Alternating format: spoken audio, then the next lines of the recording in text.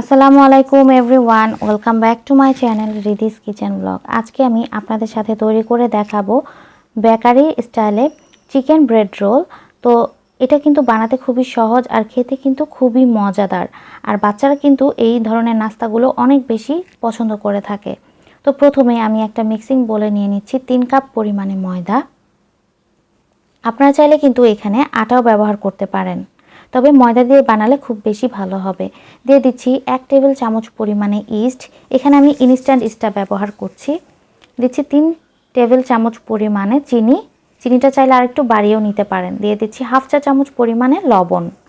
এবার আমি সমস্ত উপকরণগুলোকে ভালোভাবে মিক্স করে নেব।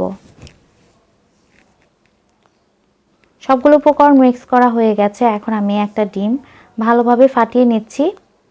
এর থেকে আমি অর্ধেকটা পরিমাণে দিয়ে নিব, আর ডিমটা কিন্তু অবশ্যই রুম টেম্পারেচারে হতে হবে। ফ্রিজ থেকে 2 ঘন্টা আগে নামিয়ে রাখবেন। এখন আমি ডিমটাকে ভালো করে মিক্স করে নিচ্ছি, আর এখানে আমি 1 কাপ পরিমাণ কুসুম গরম পানি নিয়েছি। আপনারা চাইলে লিকুইড দুধও ব্যবহার করতে পারেন, দুধটাও কিন্তু গরম অবশ্যই হতে হবে। এবারে আমি অল্প অল্প পানি দিয়ে মিক্স করে নিচ্ছি।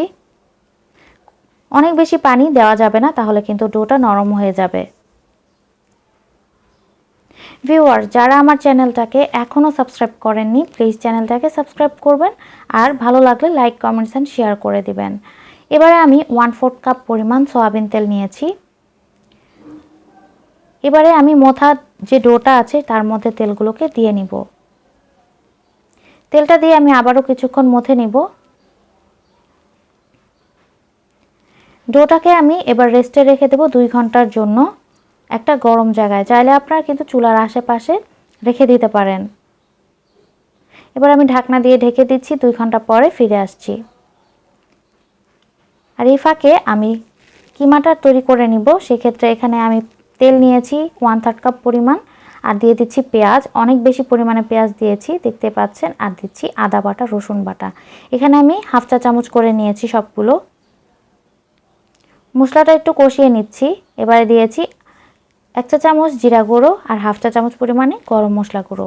দিয়ে দিচ্ছি পরিমাণ মতন লবণ, দিচ্ছি 1 চা চামচ পরিমাণে লাল মরিচের গুঁড়ো আর হলুদের গুঁড়ো। ঝালটা আপনারা আপনাদের আন্দাজ মতন দিয়ে নেবেন।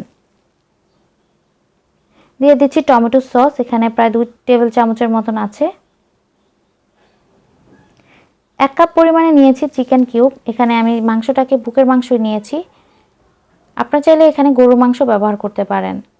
দিয়ে দিচ্ছি সয়া সস 2 চা চামচ। মাংসটা কিন্তু কষে গেছে, এখন আমি এর মধ্যে দিয়ে দিব গাজর কুচি। গাজরটাকে আমি এখানে গ্রেট করে নিয়েছি। আপনারা চাইলে অন্যান্য বিভিন্ন ধরনের সবজিও ব্যবহার করতে পারেন। এবারে আমি 1 টেবিল চামচ পরিমাণে কর্নফ্লাওয়ার গুলিয়ে রেখেছিলাম, সেটা এর মধ্যে দিয়ে দিচ্ছি। কর্নফ্লাওয়ারটা দিলে কিন্তু একটু মাখো মাখো হবে, খেতেও ভালো লাগবে। আমার কিমাটা কিন্তু তৈরি হয়ে গেছে।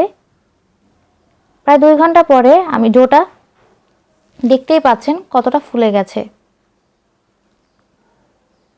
এবার এর থেকে সমস্ত বাতাস আমি বের করে নিব, খুব ভালো করে মথে নিতে হবে।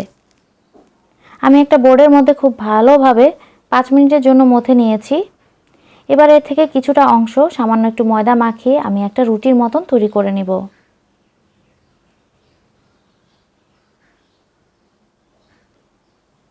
আমি একটা রুটি তৈরি করে নিয়েছি, খুব বেশি পারফেক্ট করার দরকার নেই। আমি এখন এর থেকে কিমার দিয়ে নিচ্ছি। এবার আমি একে সিল করে দিচ্ছি পানির সাহায্যে। আমি আজকে এই নাস্তাটি ওভেনে বানাবো, তাই আমি ওভেন ট্রেতে সবগুলো রেখে দিয়েছি। এবার 10 মিনিটের জন্য একটা জায়গায় রেখে দিব। 10 মিনিট পরে আমি ডিমটাকে ব্রাশ করে নিচ্ছি। আমি যে কিছুটা অংশ ডিম রেখেছিলাম সেখান থেকে আমি আবারও ব্রাশ করে নিচ্ছি।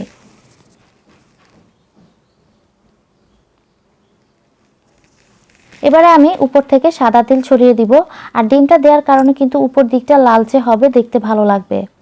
আমি এখন 10 মিনিটের জন্য ওভেনটাকে প্রিহিট করে রেখেছিলাম 180 ডিগ্রিতে। এবারে আমি এরকে মাঝের তাকে দিয়ে নিচ্ছি। এবারে 20 মিনিটের জন্য আমি এটাকে রেখে দেব ওভেনে। 20 মিনিট পর দেখতে পাচ্ছেন কতটা সুন্দর হয়েছে, আর এগুলো ফুলে কিন্তু দ্বিগুণ হয়ে গেছে। আর ভেতর দিকটা কিন্তু একেবারেই পারফেক্ট নরম হয়েছে। আশা করছি আমার আজকের এই নাস্তাটি আপনাদের কাছে ভালো লেগেছে। ভালো লাগলে কিন্তু বাসায় অবশ্যই একবার ট্রাই করবেন আর অবশ্যই আমাকে কমেন্টসে জানাবেন কেমন লেগেছে। আমি একটা আপনাদেরকে ভেতর দিকে ভেঙে দেখাচ্ছি কতটা সুন্দর আর পারফেক্ট হয়েছে দেখতে পাচ্ছেন। তো আজকের মতন এখানেই বিদায় নিচ্ছি। আল্লাহ হাফেজ, সবাই ভালো থাকবেন।